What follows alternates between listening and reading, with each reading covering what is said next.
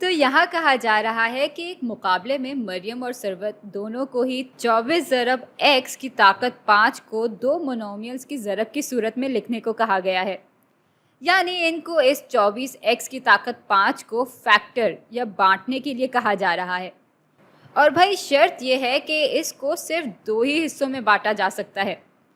और फिर कहा जा रहा है कि दोनों के जवाबात नीचे दिए हुए हैं और पूछा जा रहा है कि इनमें से किसका जवाब दुरुस्त है।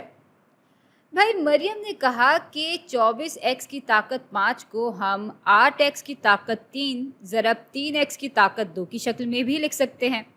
और सरवत ने कहा कि 24x की ताकत 5 को 4x ज़रब 6x की ताकत 4 की सूरत में भी बांटा जा सकता है। चलें ऐसा करें कि आप पहले इस बारे में आराम से खुद सोचें और इसको हल करने की कोशिश करें।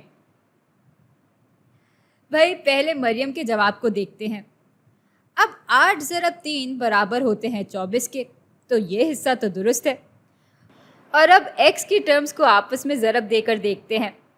तो यहाँ x की ताकत 3 ज़रब x की ताकत 2 को जब हम हल करेंगे तो ये वाकई x की ताकत 5 के बराबर हो जाएगा।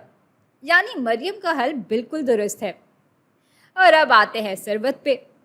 तो पहले यहाँ के कोएफिशिएंट्स को आपस में ज़रब दे देते हैं।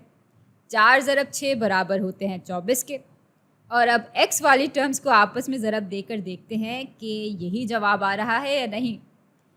तो x ज़रब x की ताकत 4 वाकई x की ताकत 5 के बराबर होती है। यानी सरवत ने भी इस सवाल को बिल्कुल दुरुस्त तरह हल किया। और भाई इससे बिल्कुल यही साबित होता है कि किसी भी मोनोमियल को बांटने के या फैक्टर करने के बहुत सारे तरीके हो सकते हैं। ये दो तरीके हैं इस मोनोमियल को बांटने के, और हम चाहें तो किसी और तरह से भी इसको बांट सकते हैं। मिसाल के तौर पे हम इसको 12x की ताकत 3 ज़रब 2x की ताकत 2 की शक्ल में भी लिख सकते हैं। 12 ज़रब 2 बराबर हो जाते हैं 24 के, और x की ताकत 3 को जब हम x की ताकत 2 से ज़रब देंगे तो ये x की ताकत 5 के बराबर हो जाएगी। तो भाई ये भी बिल्कुल ठीक तरीका है इस चीज़ को दिखाने का। और इसके अलावा भी हम बहुत तरह से इसको फैक्टर कर सकते हैं।